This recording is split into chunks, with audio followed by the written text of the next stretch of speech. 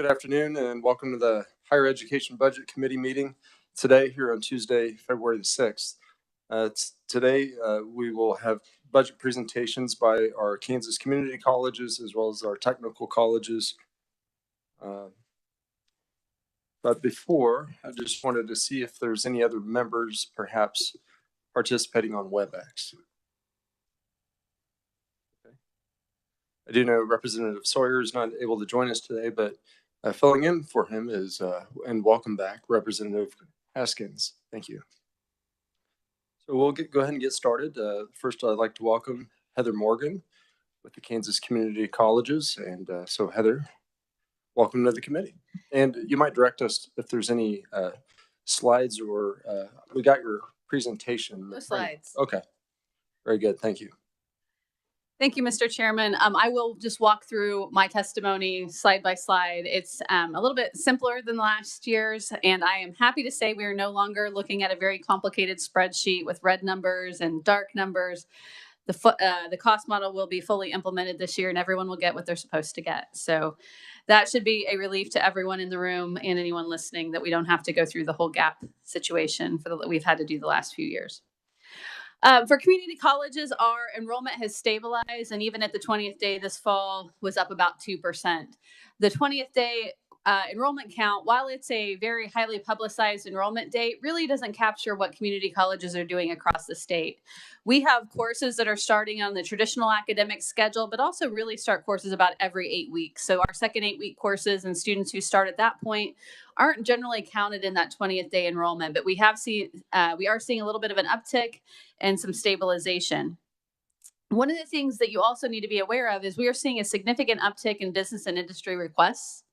Business and industry requests may come in the form of a credit-bearing course, but oftentimes come in a customized training package that is not for credit. Things that are not for credit do not flow through the cost model and have to be funded in a different way. So we believe that our mission is to meet the needs of Kansas business and industry. And so when our business partners say, we don't really care if a certificate or a degree is earned, we try to provide the training exactly what they need just in time to meet the needs of business. About 70% of our students are staying in Kansas after they graduate. We have an increased focus on making sure that we're connecting our students with local businesses so that hopefully they can meet some of the Kansas workforce shortages. Given the proximity of our colleges to the state line, we think that we're doing a pretty good job. We do have a number of students who are coming from across the border, whether it be the Front Range of Colorado, Oklahoma, Southwest Missouri, or even the Missouri side of the Kansas City metro area to our community colleges to get the business and industry training. You might note that students who come from outside the state of Kansas to our community colleges do not receive any state aid through the cost model. Unlike the universities, the community and technical colleges are paid based upon a cost model derived from the credit hours we teach. So if we teach more credit hours, your funding would theoretically go up. And if you teach less credit hours, you will be earn less funding through the cost model. So we have sort of a dynamic relationship between what's being delivered and the funding that we receive. 81% of our students are part-time. Most of our students are working and learning. Kansas Community College students tend to be a little bit older, about 24 years of age.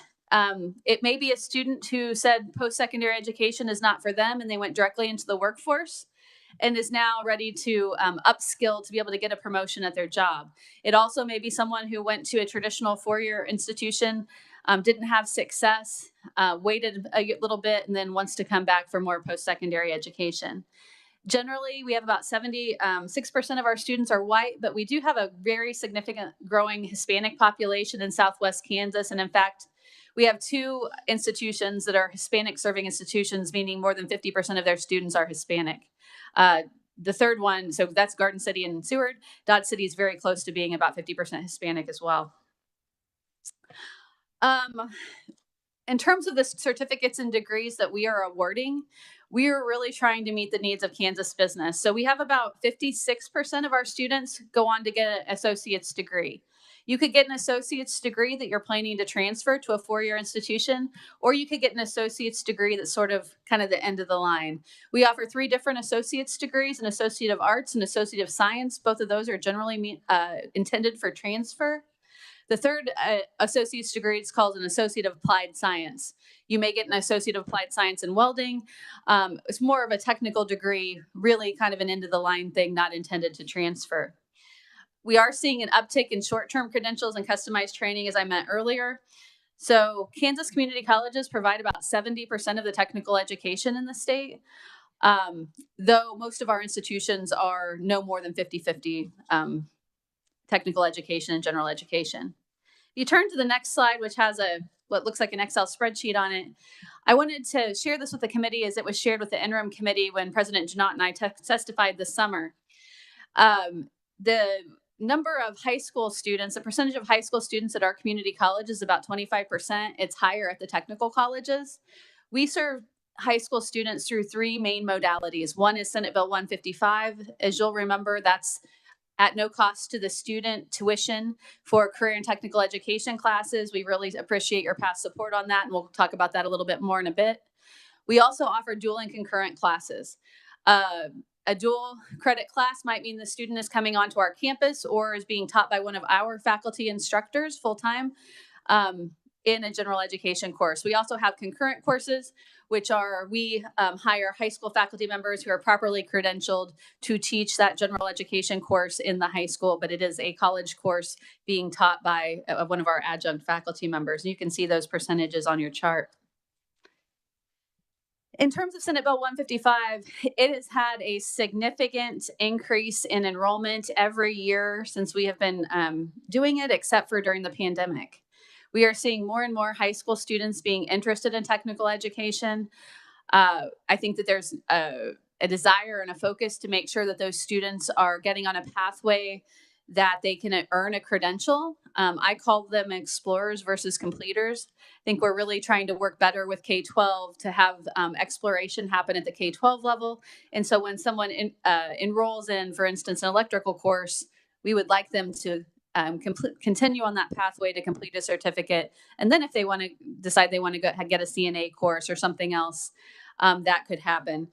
You can see that in 2022-23, we served, the community and technical colleges together served about 115,000 credit hours, 15,000 high school students.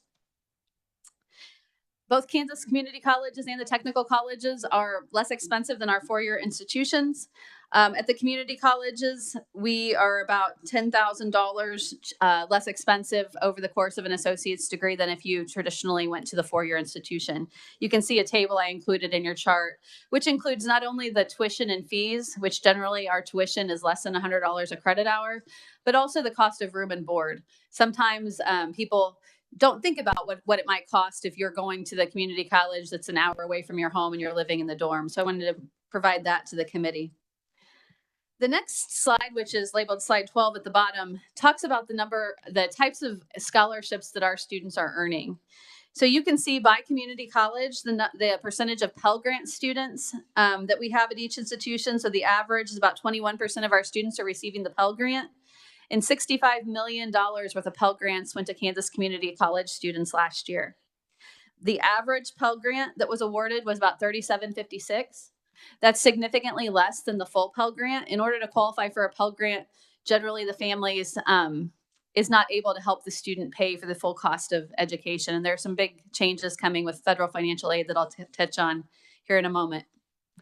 I also included student loan information. One of the narratives that we try to combat nationally is that higher education means you have to have a lot of student loan debt.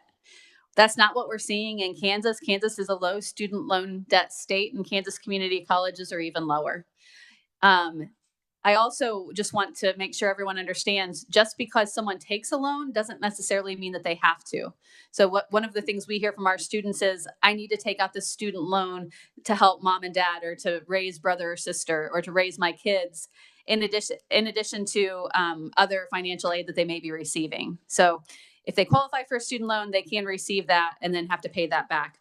You can see that it varies by college. The highest student loan amount is about $6,300 at Colby. The lowest is $2,700 at Cali. So it very much varies across the state. We do our best to counsel and are actually required by the federal government to counsel students about the dangers of student loan debt. And that's one of the measures that we are judged upon by the U.S. Department of Education in terms of making sure students are not taking out loans that they're not repaying. On slide 14, I included the Kansas Promise Scholarship. So as a review for those who might be new to the committee, the Kansas Promise Scholarship was the first ever 2-year sector scholarship created in the state. It passed about 3 years ago now. It covers books, tuition, fees, and supplies for the most in-demand programs in the state. Those programs include healthcare, IT, advanced manufacturing, and early childhood and elementary education. It is a last dollar scholarship. So that means if I got the Rotary Scholarship and then I have a Pell Grant and I have an institutional scholarship, all of those amounts are taken off of my cost of attendance prior to the Kansas Promise Scholarship kicking in. In exchange for the scholarship, the state is, from the state of Kansas, the student is agreeing to live and work in Kansas for 2 years. So this is one of those scholarships that in exchange for the taxpayer dollars, we are making sure that the student is living and working in Kansas for 2 years. So we had about 1,100 students get that scholarship from the community colleges last year. The other thing I wanted to talk about is relatively new, and it's called Second Chance Pell. Second Chance Pell is a program for incarcerated individuals. So we work closely with the Department of Corrections in the facilities across the state to allow their population access to not only career and technical education, but also general education classes that they may need to be able to get into a position that when they release, that they're going to be able to get on their feet and have a lower recidivism rate. We work in El Dorado Correctional Facility, Winfield Correctional Facility, Hutch, Lansing, Ellsworth, and Norton. And I think that's it. And I think Washburn and Washburn Tech serve the Women's Correctional Facility in Topeka. So we are seeing an increase in Second Chance Pell. That there's been some federal changes that allow that funding to work a little better in the last couple of years. If you might have been watching TV last night, there was a long documentary on a national show about the work that we're doing with prison education at the Ellsworth Correctional Facility. And I'm happy to send that to the committee if you are watching the K-State and KU game like me and might not have seen it live.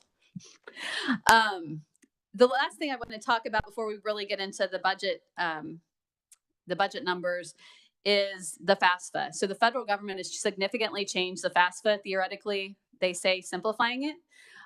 That simplification is not going well. Last week, we received a notification that the federal government has delayed processing of what we call ISIRs, which essentially tells us what the student qualifies for from the federal government until the end of March. We cannot process a Kansas Promise Scholarship until we know what the Pell Grant is. So not only at community colleges, but all of institutions of higher education across the state and across the country, people are very nervous. And students are nervous, wondering why they're not getting financial aid packages. So there are some hiccups with the FAFSA simplification, but there are also some income changes. We believe next year that our Pell Grant percentages will be much higher because the amounts of money that families can make and still receive the Pell Grant have been changed. The U.S. Department of Education believes that there'll be about a 6,200 increase in the number of Pell Grant recipients, and 14,000 additional Kansans will receive the maximum Pell Grant. That means that their family is expected to contribute 0% to their education. When we think about need-based aid and scholarships, how this Pell Grant change will ultimately affect the population of students that we're all serving, I think is a little bit yet to be yet undetermined. This fall, we did a economic analysis through Lightcast, which is a national company related to the economic impact of community colleges. Across the state, our community colleges have a $6.7 billion economic impact. We're serving over 92,000 4-credit students. And this is actually from school year 21-22. We had 92,000 4-credit students and about 25,000 non-credit students. We're employing about 8,600 people directly and supporting indirectly over 100,000 jobs. The taxpayer return on investment is good. The society return on investment is good. And really what we're hearing from Kansas Business and Industry is we need more of what you're doing. We need more of your students. Our students are being hired before they can complete their educational programs. We've got to figure out a way to get more students in the pipeline to meet the needs of Kansas Business and Industry. Last year, for the first time, you all funded, the legislature approved funding capital outlay for the 10 community colleges who have never received it. The other 9 community colleges and the technical colleges statutorily have received that since the 70s, but this was $5 million for the 10 who have never received it. It is highly critical for those 10. Those taxpayers locally have been for decades supporting capital outlay on their campuses without that $5 million. Also, there was $14.3 million for business and industry partnerships, which was moved from the higher ed budget to the commerce budget. So this committee will not be dealing with that, but I wanted to include some good work since you all, it's a little confusing since it got moved, but I wanted to include some things. We have engaged in hundreds of business and industry partnerships. I picked Hutchinson Community College to highlight, and I think the quote in the middle of the page really says it best. One of the students was quoting Charlie in the Chocolate Factory and said they felt like Charlie, like they'd won the golden ticket when they got an apprenticeship with Hutchinson Community College so that they could get a job, earn a wage to support their family, and then gain the skills needed to earn a living wage. We are seeing stories like that across the state where we are doing customized training. People are getting a job. The business is bringing the student to us and saying, can you teach them how to do something? Also wanted just to highlight, we are working on program to program articulation with both Fort Hays and Emporia State really significantly to make sure our students are not losing credit in transfer. And also just recently signed a nursing partnership agreement with Fort Hays State University in which if a student graduates from one of our accredited nursing programs, they are guaranteed admission to the Fort Hays School of Nursing. I know Fort Hays will talk about their nursing requests. We are working in partnership and also will be sharing their simulation equipment that will be part of that expansion and are really excited about working with Fort Hays on that program. We need more program to program articulation across the state and our universities. We currently have a statewide agreement with the Kansas private institutions that if a student graduates from a Kansas community college, they will transfer with 60 hours to go at junior standing. We also are really focused on rural education, and many of our community colleges are in rural areas that may be declining in population. We are sharing programs in various community colleges across the state. For example, Barton County Community College is running the Pratt Community College Nursing Program. Butler runs Cowley's program. Garden City offers a technical program in Concordia. Fort Scott runs a water technician program in the Cowley service area. So rather than develop duplicative programs, we're figuring out ways to partner together and work across the state. We're also beginning to explore partnerships with the technical colleges and figuring out how we can share staff, do things a little more efficiently to meet the needs of Kansas business and industry.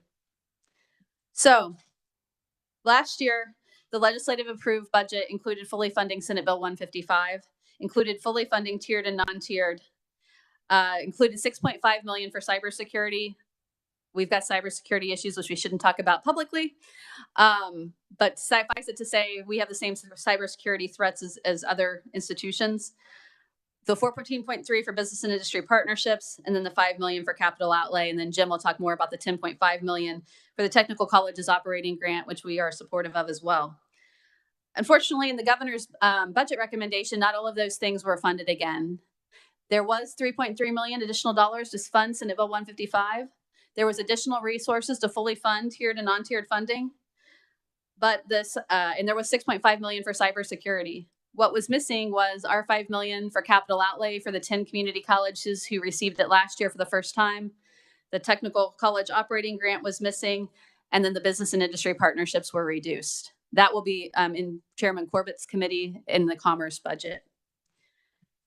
So our request for you is to support the governor's budget for Senate Bill 155 tiered and non-tiered, and to add $5 million back to take us to last year's funding level for capital outlay for the 10 community colleges that did not receive it. If there is any additional resources available, we would like that to go towards student success programs. Last year, you funded student success programs for the universities, and there's another request for, I think, 9.4 or 9.5 million this year. the Kansas community and technical colleges are being asked to implement some of the same things like math pathways, guided pathways, uh, directed advising, and we really have some student success needs. With that resource, we believe we can most effectively ensure that students are not only getting into the classes, but they're completing them, that they are staying on the path towards graduation, and that we have a better ability to help connect that student with Kansas business and industry. With that, I'm happy to stand for questions. Thank you, Heather. Questions from the committee? Representative Smith. Thank you, Mr. Chair. Heather, thank you. I was looking on page 4 of the Pell Grant. I was a little bit surprised. They can make 48,000 and get a Pell Grant, a family of 4. I mean, that's really good. The average income of Pittsburgh is that. So have just about everybody qualify. That's one of the problems with people not filling out the FAFSA. There are many people who would qualify in the state who say, oh, I make too much to fill out the FAFSA, but the numbers are higher than you think, and the recent FAFSA simplification has made them even higher. That's why we encourage people to fill out the FAFSA to see what they might qualify for. But if you don't fill it out, you don't know. Then it goes on to say you qualify for some if you make 76,000. So I don't know why kids would graduate with a great big loan if they're it seems like they would qualify pretty quick. We need to push filling out the FAFSA and helping our students do that so that we don't leave this federal money on the table that could be used instead of a student loan or not going to pursue higher education. Do you have a counselor or anything that kind of discourages kids from borrowing money? We have someone who tries to advise the dangers of student debt. So if someone really needs the money, we try to say, these are the pros, these are the cons, and let them make their own decision. But I don't think anyone's jumping up and down and saying taking a student loan is a good idea. And, I think you do a great job. They're lucky to have you working for them. I was looking at the Promise program, and some of the percentages are really, really low. Do kids not want to stay there, or what's the deal there? Good question. I think it's a twofold. One, if you live on the border and you might go work in Joplin, or you might go work across the border into Missouri, there is some of that. We've definitely heard that in the KC metro area. If you want to work downtown in KC Mo, I don't want to take a Promise scholarship as a Johnson County Community College student because I don't know what side of the state line I'm going to be in. The other issue is a little bit of a capacity issue, to be honest. It is a little complex, maybe a little is saying it kindly, to walk a student through, get the FAFSA done, then do the Kansas Promise Scholarship, then understanding all of the rules.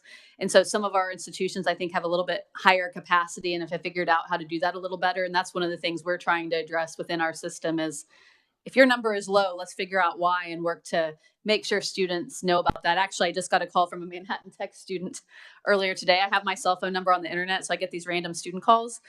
And they're like, I didn't know my lineman student could get a Kansas Promise scholarship.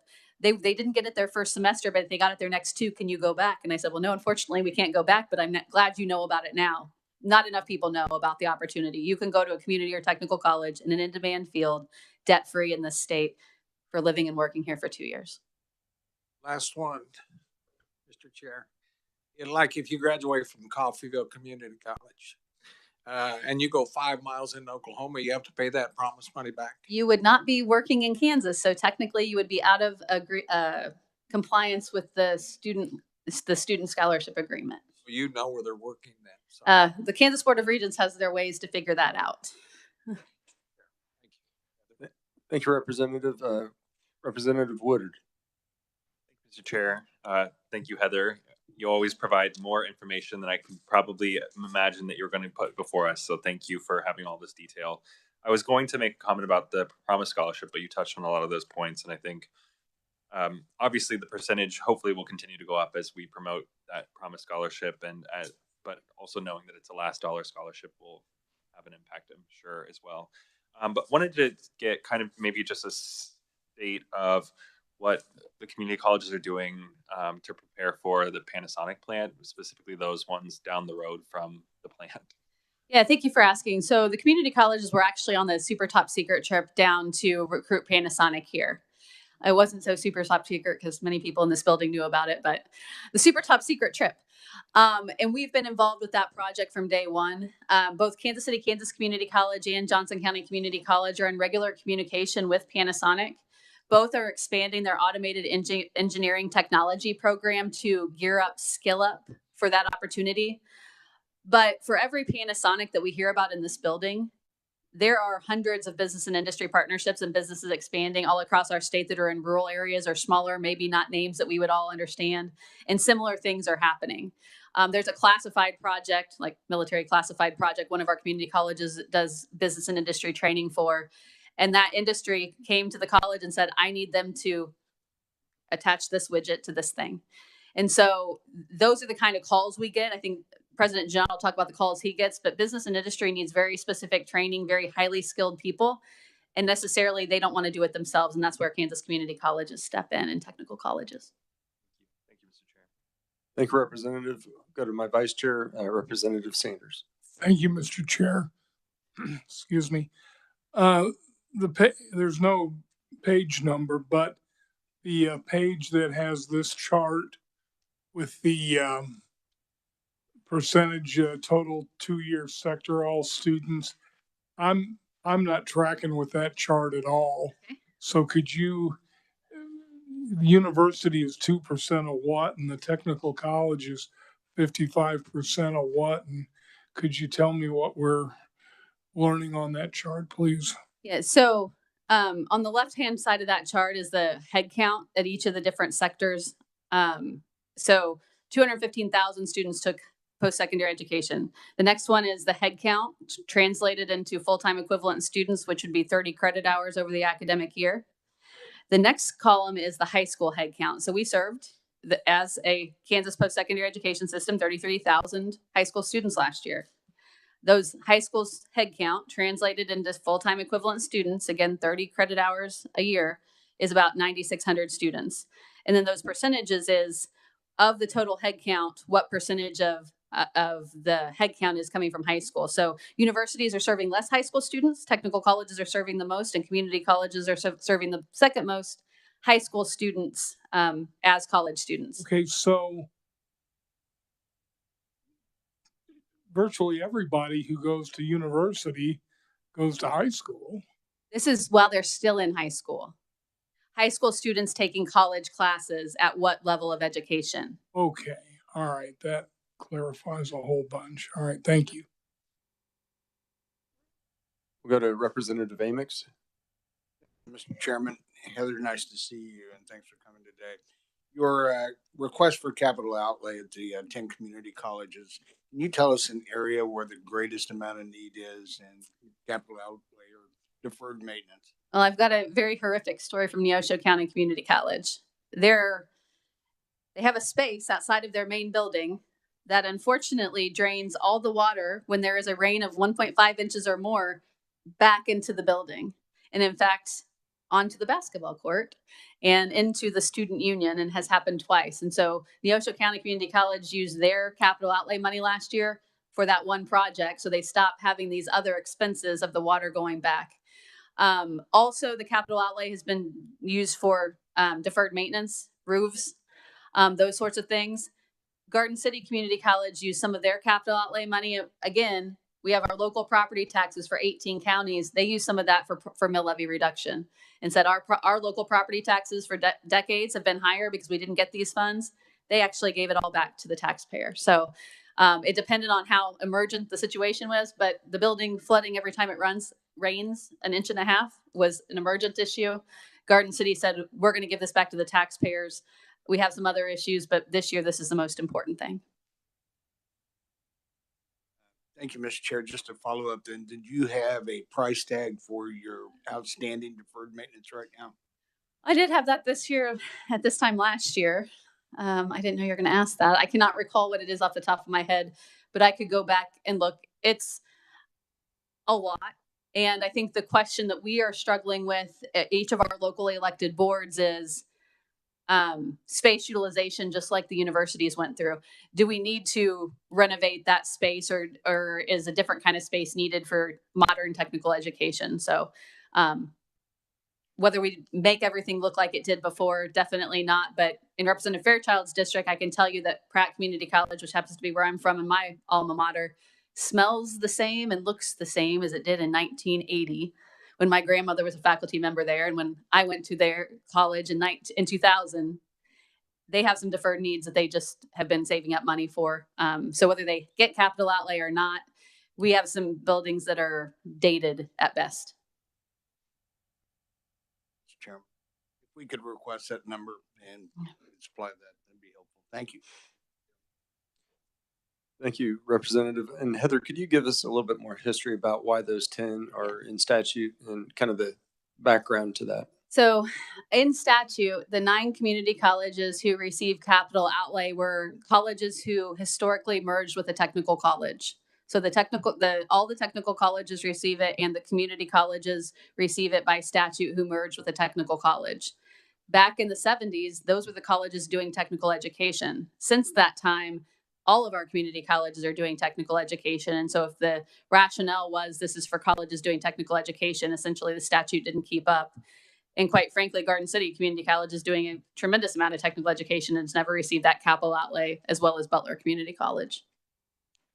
Thank you, Heather. Appreciate that background. We'll go to Representative Haskins.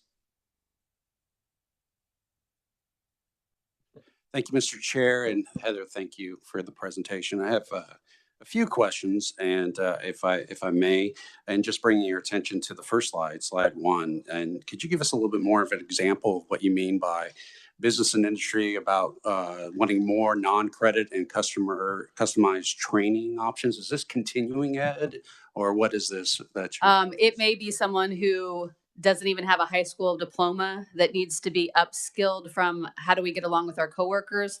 It could also be, I need them to just do this one task and to teach them how to do that. It may be that we take their entry level workers, like Imperial Beef and Tyson Beef are great examples in Garden City.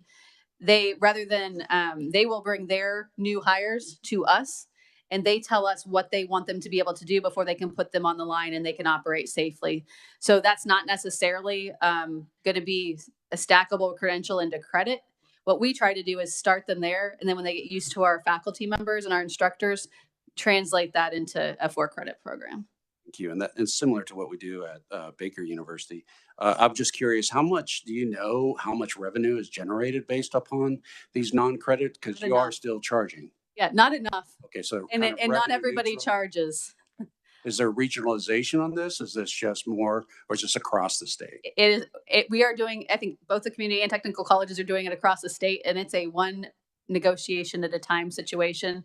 Kansas Department of Commerce does have one program. They just recently renamed it. It used to be called Workforce AID, in which Commerce would pay half and the state and the business would pay the other half. But there's some pretty stringent regulations around that program. So it really depends on the employer. Also, quite frankly, it depends on if the local board says this employer is important enough to our region that we're going to do it for free. There's some of that goes on. And Mr. Chair, I have 2 more questions, if that's all right. I'm just curious, on the same slides, you say 70% of community college students are staying in Kansas, but you don't give a longitudinal on that. The K board released a survey saying after 6 years, these are the students. How long is this? It does decrease down for all segments of the population. Okay, thank you. And the last 2 questions, and these are just kind of general. I think they were on page 7, but we don't have to go to that. I'm just curious, what's the anticipated tuition increase for next year? That's a good question. And we are starting our tuition setting process with each of our local boards. Quite frankly, some of that depends on the governor's budget and the revenue that we need to make the college go. Most years, $1 or $2 credit hour increase is very significant. Right. I would guess it'll be 2% or under across the board. Yeah, that's just as a comment. It confuses me why we're submitting a budget without anticipation of what the revenue will be in, because there are many measurements to determine enrollment, housing contracts, FAFSA, standardized test scores. There's a lot. But that aside, my last question is, what are you doing to encourage students after they finish their associate's degree to go on and complete a baccalaureate degree? Because roughly 50% of those students won't. Right. Just maybe as a background, we have to submit our budget request to the Kansas Board of Regents like in June. Okay. So almost a year in advance. So it is a little bit harder with student trends. In terms of encouraging bachelor's degree completion, if we know a student's going to transfer, we have really good relationships with some of our institutions. Like Fort Hays has people embedded on Garden City's campus. And so we have dual advising all the way through. If we don't know where they're going, that's a little bit more difficult. But what we try to do is if a student's in their last semester, say, what is your plan when you're done here? And let us help do a warm handoff, as I like to call it, to wherever they think they're going to go. We do lose too many students in those handoffs because of bureaucratic processes and students not really understanding how to make that next jump.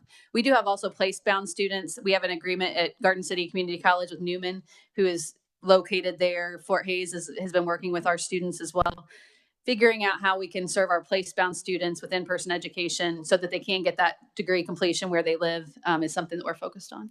Thank you, Heather. Thank you, Mr. Chair. Thank you, Representative, and thank you, Heather. We'll go to Representative Rogers for a question. Thank you, Mr. Chairman. Couple things. We hear a lot about a couple of the locations a lot in this building. Is there a way you can get a breakdown on, Butler County, how many are Sedgwick County and how many are not Sedgwick County students? Is that? Yes, that's possible. Would that be a possibility? The other thing, and I ask this every year, a breakdown of our athletes coming from out of state. That is also possible. And if you really care, you can come to LPA tomorrow at noon and hear about that. You bringing a sandwich? No, but somebody is providing lunch. And, okay, then, Mr. Chairman, if I have one quick one. As we look at the Kansas Promise scholarship, I was just doing some quick math. And again, that's based on tuition, because I was just doing and some of these, it's different levels, say from Colby to Johnson County. And so is it based on? It is so that's a good question. It is based on cost of attendance at the institution for tuition, fees, program specific fees, because some tech programs have specific program fees, and then books and supplies. So the total cost of attendance at whatever institution they're at, minus all their other aid, and then the state pays up whatever is not covered after that. Okay, I thought so, but I wanted to make sure. Yep. So thank you, Mr. Chairman. Thank you, Representative. I had a follow-up question on cybersecurity. Could you give us a kind of a breakdown on those appropriations that are occurring in this fiscal year that were approved last session? Can you kind of tell us, is it hardware? Is it staff? What is it that these community colleges are doing? Each community and technical college got $250,000 last year for that.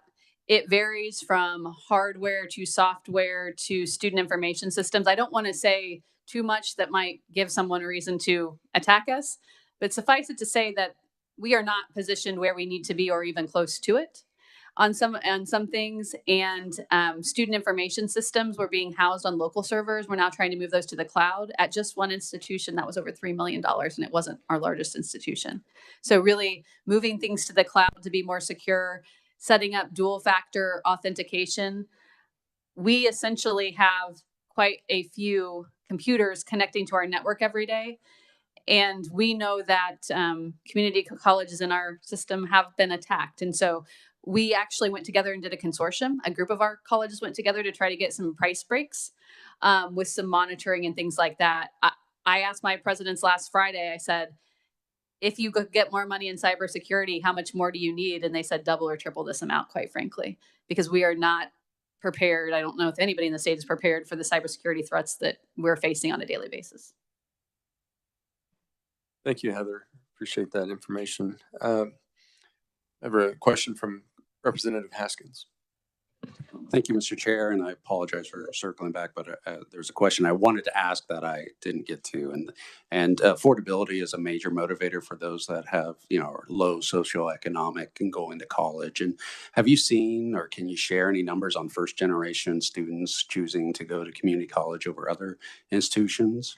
We don't track that I've ever seen if it's a first generation student, but what we know is that we have many first generation students, many students who English is not their first language coming to us, and a lot of parents. There's been a lot of big national push about the number of single parents that are coming to our institution. Some of our places have childcare. We think about breaking the cycle of poverty, getting that first generation student in, and not only in, but completed really breaks the cycle. And so we don't track that, but we do try to wrap extra services around students that we know may be at higher risk of not completing. And along those lines, in supporting my colleague, that there's a lot of information here.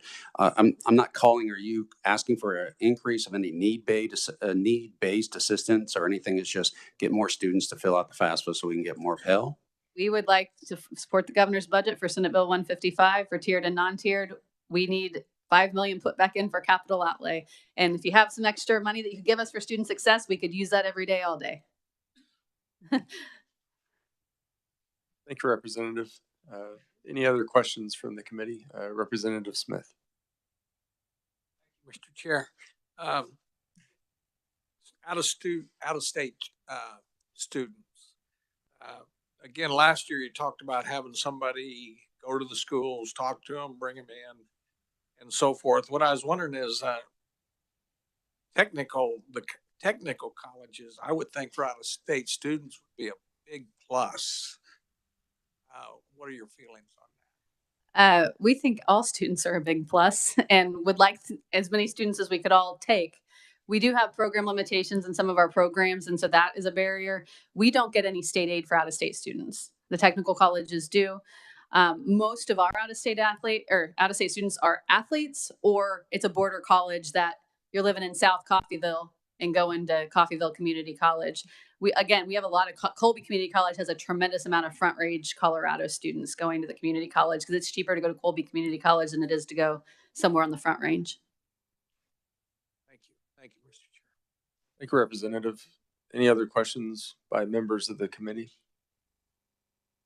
If not, Heather, thank you for being before the committee today.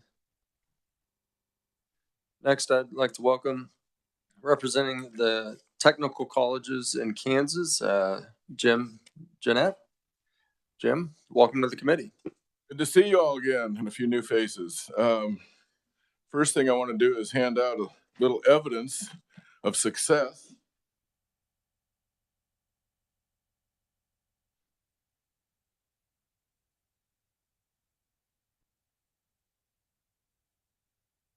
What you're seeing is a picture taken in late November on our campus of our new Advanced Technology Center facility, construction will be done the end of April. We will have 5 programs in it this fall with room for 2 more new programs. This building is due to both the ARPA allocation the legislature provided, but also the base operating grant the legislature provided this past year. And I'll talk more about that in a minute. We had great fun demolishing the old modular buildings that were sitting there before, but we've had even more fun watching this one go up. There are 7 technical colleges in the state: Flint Hills Tech at Emporia, Manhattan Tech, North Central Kansas Tech at Beloit and Hayes, Northwest Kansas Tech at Goodland, Salina Tech, Wichita State Tech, and then the Washburn Institute of Technology. Washburn Institute is merged with Washburn University. Wichita State is affiliated with Wichita State University. Northwest Tech and North Central Tech will be affiliating with Fort Hays State. And Flint Hills, Manhattan, and Salina are independent. I want to clarify one thing Ms. Morgan said on the capital outlay when it was initiated years ago. It's because we didn't have technical colleges then, but it was VOTEX. We were all VOTEX under school districts. And as that separation began, that capital outlay took the place of the local taxing authority under the school district, because none of the technical colleges were given local taxing authority. Despite that, we're pretty successful. So here's some good news. We're the public higher education sector that has grown consistently with enrollment. We've grown about 9% this past year. Over the last 5 years, about 23%, and over the last 10 years by 70%. Much of that is due to SB 155 and our ability to reach into the high schools, but it's also a reflection of the need for skilled technical workforce, and that's what we specialize in. Some of the success comes in a variety of measurements that I've noted in the testimony. The Aspen Institute every other year sponsors competition on the excellence of two-year colleges. They identify the top 150 in the nation. There were 7 Kansas two-year colleges on their recent list. 5 of those 7 are technical colleges. 4 technical colleges are in the top 25 in the nation for graduation rate: Flint Hills, North Central, Northwest, and Salina. Manhattan Tech has been ranked number 1 in the state the last 4 years by Wallet Hub in their annual ranking of two-year colleges, and we were ranked number 2 in the country this past year. Graduation rates for our students run higher than most two-year colleges. We stay in the 50 to 60% range, some pumping a little over 60. But many of our students get a job early because all of our technical programs have an internship, clinical experience, something that ties them with an employer early on. In the past, when those students leave before they complete, we've usually been penalized. They're not a completer. But even the Federal Warehouse for Data for Higher Education, IPEDS, has now recognized that if a student has been successful in achieving what they wanted to achieve, even though they didn't get a certificate or degree, they should be treated as a success. So again, we all have people learning to weld and get placed with Caterpillar. Caterpillar offers them a job. It's pretty hard for me to tell them they can't take it. We have electric lineman training. That program starts in January, ends in December. In the summer, they work for a power company. Power company comes along and says, well, we're going to start you out at $60,000 if you can start now. I'm not going to tell a kid not to take the $60,000. So a lot in higher education has changed. The bad thing is the structure of higher education at the state and federal level is still a 57 Buick. Employers want the skills. The skills are validated by credentials, not college credit hours, not grades on a transcript, and not an academic certificate or degree. One of the big advantages the state has with both the tech colleges and the community colleges with tech programs is that almost all our programs either have an industry recognized credential or licensure. So I would urge you to pay attention to those numbers because that's the validation that we taught the student right. And those credentials are what the industry are looking for, the employers. And that's some of the change, but again, federal financial aid, GI Bill, federal grants, all of those things are structured the old way: seat time, credit hours. You know, if you start this class now and you could race ahead, I'm sorry, you can't race ahead. You got to sit in class the rest of the semester with everybody else. So one of our challenges is to break out of that structure. How do we do that? As Heather mentioned, with many of the community colleges, we've moved more and more into short-term certificates and intermediate range certificates and away from the associate degree, because the degree doesn't have the value it once had. It's the skills that have value. And because of the advances of things like AI, the science and technology in so many fields, we have to have more of the ability to upskill people with new skills, new credentials. And again, most of higher education is not built to do that. The good news with technical colleges, almost 80% of our students stay in the state. Manhattan Tech tends to lead the way on that because we're in the middle, plus we had a good ball game last night. Well, not Manhattan Tech, but that other college down the road. 86% of our students stay in Kansas. And both with community colleges, tech colleges, these tech students that stay, they are employees, they're taxpayers, they're consumers. They're the nurses in your clinics. They're fixing your car, your air conditioning. They're running systems in many of your manufacturing plants. They're making good money. They're buying homes and clothes, eating out. They really reinforce the economy in the state. Wages keep going up for our students, even when they're only getting certificates. And as Heather said, we're all focused on how do we increase those performance results. Last year, you were very gracious and kind to listen, and we batted around how could you do more through the legislature for us, and what could we do with that? The base operating grant, as we called it, was $1.5 million for each tech college, 10.5 total. And if I recall correctly, the challenge from the committee, there better be some local skin in the game. Well, I'm happy to report that the 7 technical institutions for that 10.5 raised a little over about 11.2 million in cash, and then in-kind is a little over 2 million. In-kind is a little harder to value because when somebody donates a car to us or equipment, we can't set the value because our foundations can't do that under 501c3 in the IRS. So those are estimates. To give you some examples, I know Sherry at Wichita Tech was able to raise over $2 million to match and go past her match on her funds. I've had 7 either individuals or organizations donate 6 figures to me for our project.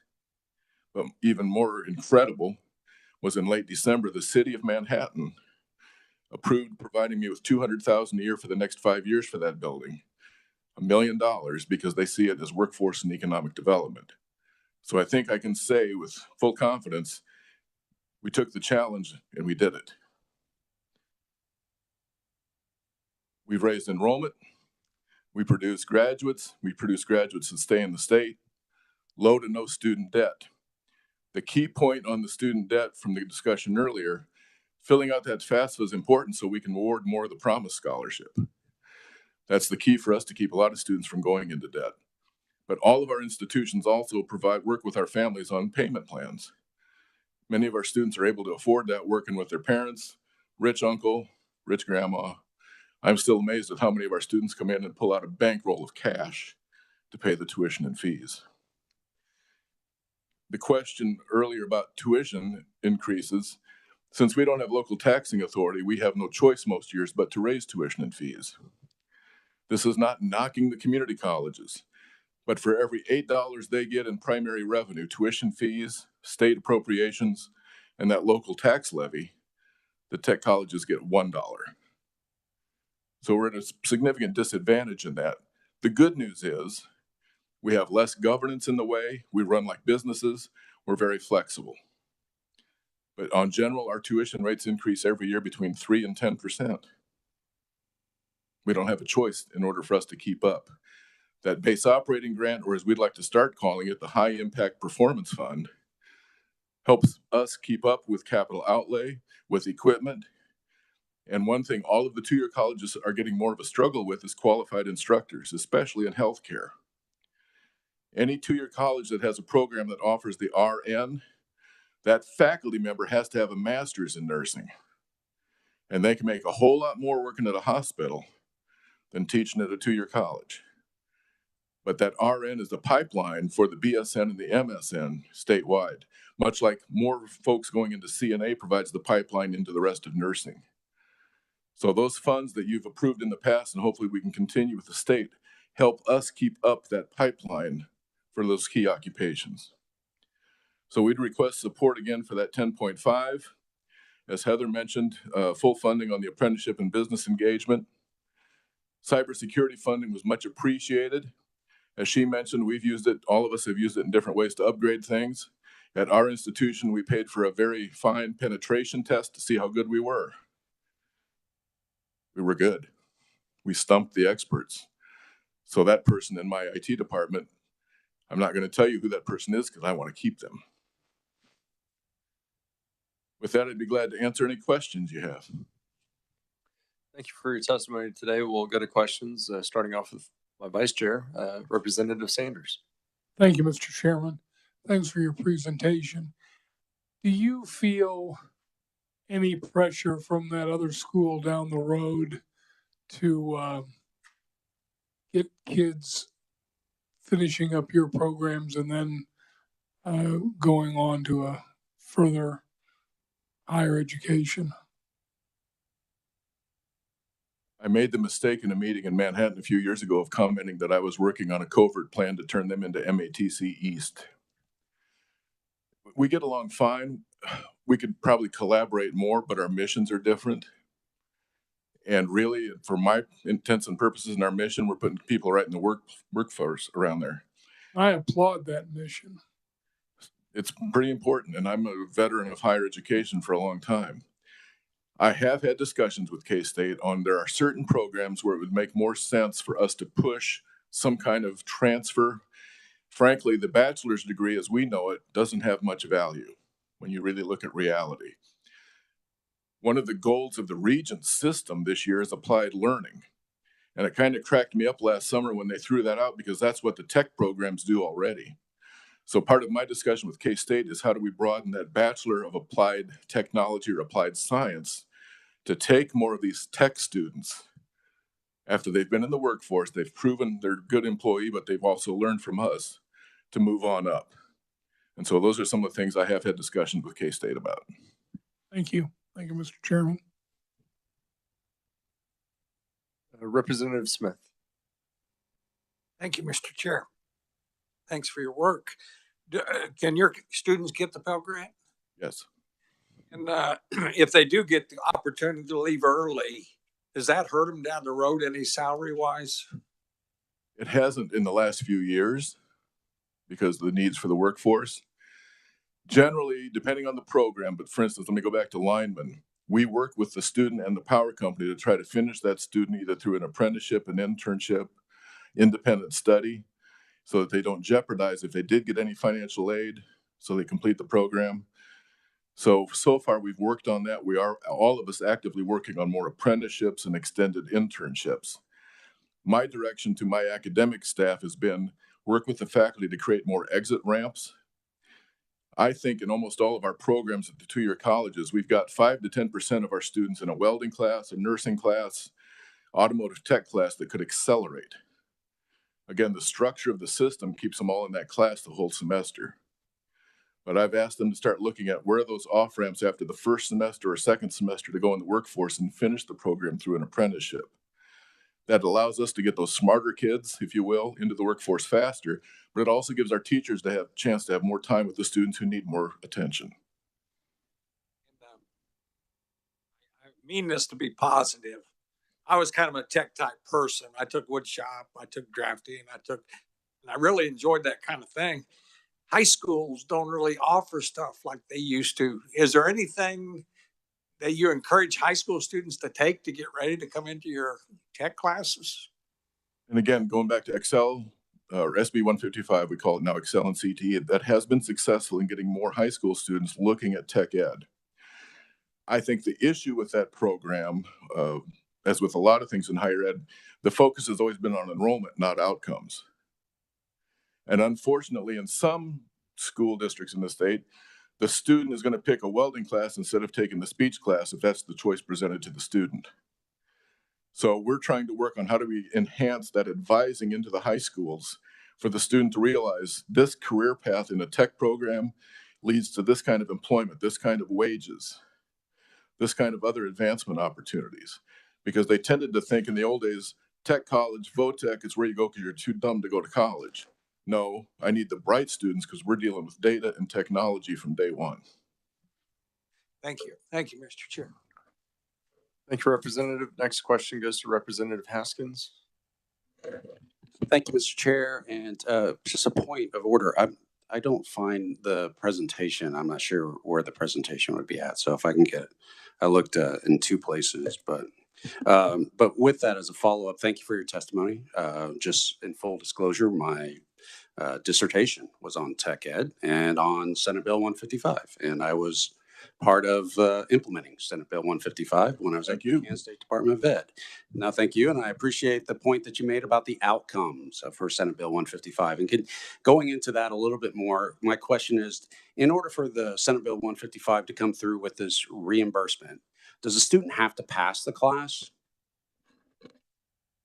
Right now, we're paid on the enrollment end, not on the outcomes end. And that's the follow-up I wanted. And then last, and I'm going to challenge you on this one because there's a high emphasis on the fact that the bachelor's degree or baccalaureate doesn't carry a value. And if I'm in your position, I could see where you would come from that.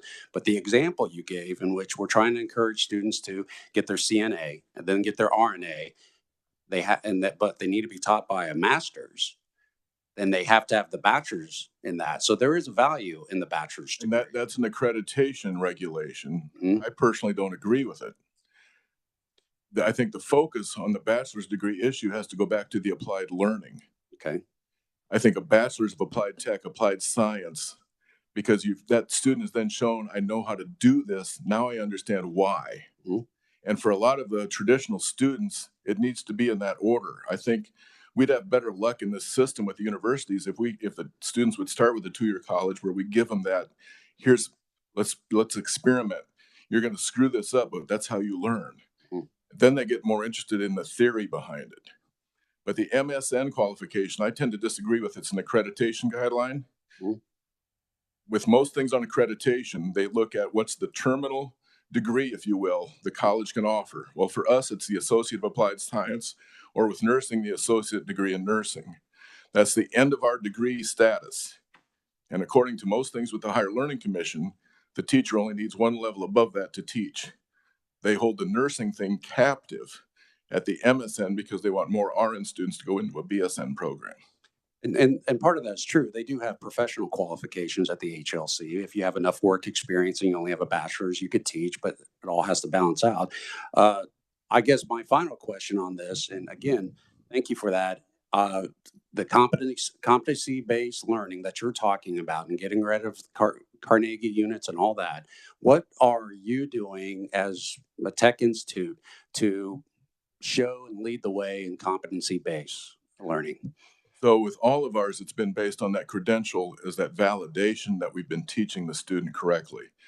And that's the one positive thing with HLC. When they come in and look at a tech program and see that license or credential pass rate, that satisfies that assessment of student learning that usually hangs everybody up. We have put in place a regional testing center on our campus. So for instance, students in our EMT program never have to leave campus. They get the instruction, they do the clinical, and they take the state test right there. Mhm. So we've tried to make that more important by providing that center to bring in more of our students to get more of the credentials, which I tout more than I do the degrees. So automotive tech, those students can walk out with 8 ASE credentials. You take that to Russ Briggs, that's what he wants to see. So we're listening to the employers. We go over what they're looking for a credential that they value, and that's what we're pushing. Thank you very much. Thank you, Mr. Chair. Thank you, Representative. Go to Representative Rajas. Thank you, Mr. Chairman. As always, good to see you. Every year, it's a success story. A little more, we just keep building. Talk about, I always like to ask you about the crystal ball, artificial intelligence, new technologies. Where are we heading? I mean, I know technical colleges have been able to do a pretty quick turnaround to try to follow the needs. It's getting harder. These things coming down the pike. I mean, they're turning people that probably even spend hardly any time in the classroom. So will tech schools embrace things like AI? Because I'm guessing there's going to be applications that go to some of the traditional programs that are so successful and those service things, especially that we need. Yes, we have to. We don't have a choice. Let me start first by saying, since we don't have taxing authority, and this is not a knock at the rest of higher ed, I'm bragging about tech colleges. We run like a business. I've shut down programs because they either lost money or I didn't have students or they weren't relevant to our region. Much of higher ed is contracting. If you look at the tech colleges, most of us are adding programs, but we're adding either short-term or intermediate certificates more than degree options. For instance, I'm going to be adding data analytics. My target is not just my students, but to get into the high schools. The data analytics covers every occupation. What do you do with statistics? What do you do with that? It has a credential from Train, the HVAC company. But you start introducing the students early on to the fact that this data is going to tell you things, whether it's a utility bill, whether it's a patient's health record, etc. The AI impact we're seeing already, especially in manufacturing and auto tech. Our auto tech accreditor, ASE, is pushing, we got to do more for EVs. That's more equipment, expensive. And at the same time, my auto tech teachers are going, yes, but here comes hydrogen. In fact, BMW announced this week they're marketing hydrogen engines in their cars. So how long is EV going to be around? Here comes hydrogen. Here's fusion around the corner. And with AI, all of those things are probably going to have a faster pace of change. So we're already investing in getting our faculty to AI workshops, not just from the academic end to find the cheaters who use AI to write the paper, but how do we use it to reinforce the learning and tying concepts together with technology? But it takes a price. I think that's for another conversation, but I think that's something we need to start. Thank you, Mr. Chairman. Thank you, Representative. I have a little bit of time if anybody else has any additional questions. If not, That's why I like Heather going first. Anyway, hey, thank you all. Ribbon cutting August 29th. If you can make it to Manhattan, we'd love to have you. okay, very good. Thank you, Jim, for the invitation, and thank you for your testimony today. So, committee, tomorrow we will continue budget presentations. Tomorrow, I believe, is Washburn University as well as the independent or non-for-profit private institutions in Kansas. Then Thursday will be Pittsburgh State and Wichita State University. There was a small change on the agenda for this week. Just putting a note on there, the possible action on bills previously heard, just as a kind of a placeholder for that in case we were to have a little bit of time. But if not, if you have any questions, feel free to ask me, and hope you have a good rest of your day. Thank you.